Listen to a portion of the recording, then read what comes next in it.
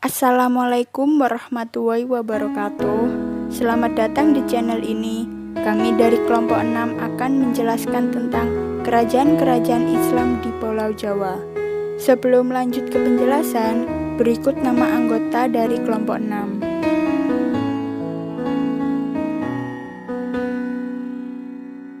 Kerajaan Demak merupakan kerajaan Islam pertama di Jawa dan terbesar di pantai utara Jawa yang didirikan oleh Raden Patah atau Pangeran Jimun yang merupakan putra terakhir dari Raja Majapahit, yaitu Prabu Wijaya. Ia mendirikan pesantren atas perintah Sunan Ampel atau gurunya pada tahun 1475 Masehi.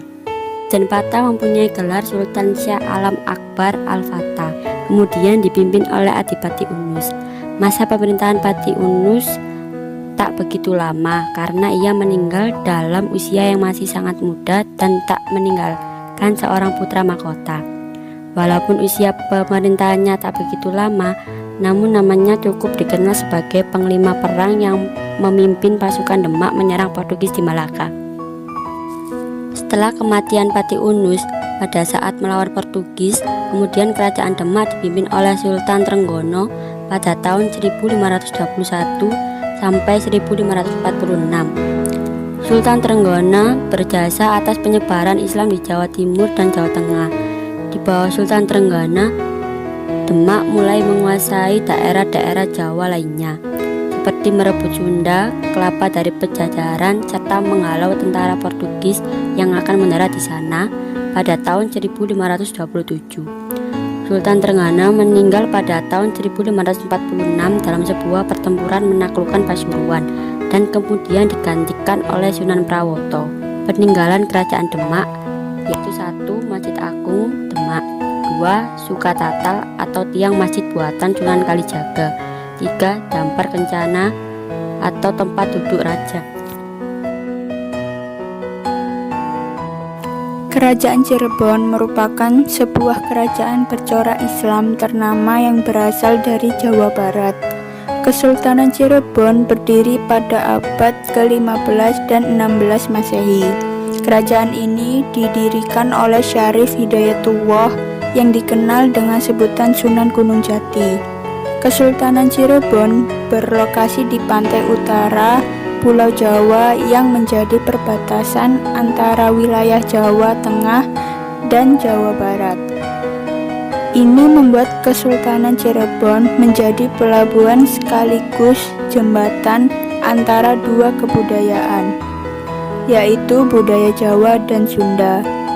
Sebelum mendirikan kerajaan Cirebon, ia berkelana ke Mekah, Pasai, lalu Demak yang saat itu menjadi pusat penyebaran agama Islam di Jawa. Sebagai salah satu wali, Sunan Gunung Jati turut menyebarkan agama Islam di Majalengka, Kuningan, Kawali, Sunda Kelapa, hingga Banten. Ia menghapus kekuasaan kerajaan Pajajaran yang bercorak Hindu. Pada tahun 1568, ia wafat. Posisinya akhirnya digantikan oleh Fadillah Khan atau Fatahillah. Kerajaan Pajang merupakan kelanjutan dari kerajaan Islam Demak. Kerajaan Pajang didirikan oleh Jaka Tingkir yang berasal dari Pangging-Mingging, yakni di lereng Gunung Merapi. Ia adalah menantu Sultan Trenggono yang diberi kekuasaan di Pajang. Pasca membunuh dan merebut kekuasaan Demak dari Arya Penangsang, seluruh kekuasaan dan benda pusaka Demak dipindahkan ke Pajang. Jaka Tingkir mendapat gelar Sultan Adiwijaya dan sekaligus menjadi raja pertama kerajaan Pajang. Islam yang semula berpusat di pesisir utara Jawa atau Demak dipindahkan ke pedalaman membawa pengaruh yang besar dalam penyebarannya. Selain Islam yang mengalami perkembangan, politik juga mengalami perkembangan. Pada masanya, Jaka Tingkir memperluas kekuasaannya ke arah timur hingga Madiun, di area pedalaman tepi aliran sungai Bengawan Solo. Pada tahun 1554, Jaka Tingkir mampu menduduki Blora dan Kediri pada tahun 1577. Karena kerajaan Pajang dengan raja-raja di Jawa Timur sudah bersahabat, Pada tahun 1581, Jaka Tingkir mendapat pengakuan sebagai Sultan Islam oleh raja-raja penting di Jawa Timur. Pada masa kepemimpinan Sultan Hadiwijaya, kejayaan yang sudah dikembangkan pada masa kerajaan Demak dapat dikenal di pedalaman dan berkembang pesat di dalamnya seperti kesenian, kesusastraan, dan penyebaran agama Islam. Jaka Tingkir memimpin hingga tahun 1587 dan meninggal pada tahun yang sama. Pasca peninggalannya Sultan Pajang tersebut, estafet kekuasaan jatuh pada Arya Penggiri, yakni menantunya yang juga adalah anak dari Sultan Prawoto. Arya Penggiri pada saat itu mendapat kekuasaan di Demak bersama para pejabat bawaannya, pindah ke Pajang untuk menjadi pengganti Jaka Tingkir. Sementara anak dari Jaka Tingkir yakni Pangeran Benawa mendapat kekuasaan di Jepang yang sekarang bernama Bojonegoro. Raja-raja Kerajaan Panjang 1.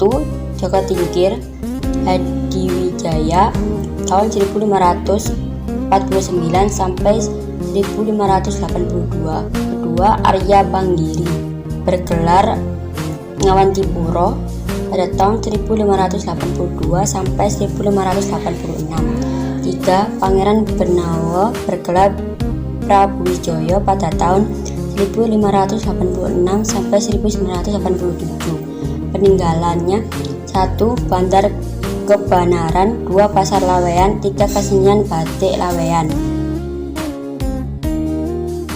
Kerajaan Mataram adalah kerajaan Islam di Jawa yang didirikan oleh Sutawijaya, yakni keturunan dari Ki Ageng Pamanahan yang mendapat hadiah sebidang tanah dari Raja Pajang yaitu Hadiwijaya.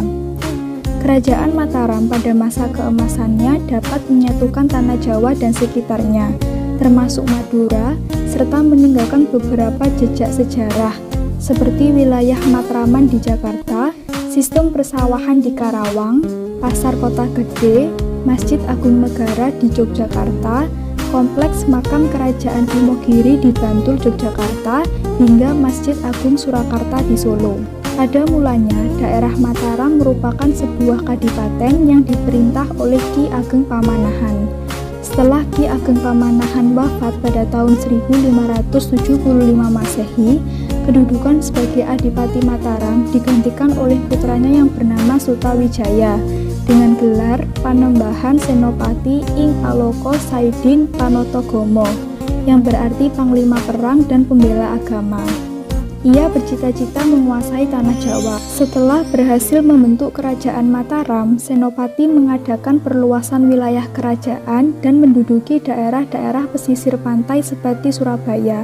Dalam waktu singkat, wilayah Jawa Tengah dan Jawa Timur telah menjadi bagian dari kekuasaan kerajaan Mataram. Sepeninggal Senopati, tampuk kekuasaan dipegang oleh putranya yakni Mas Jolang.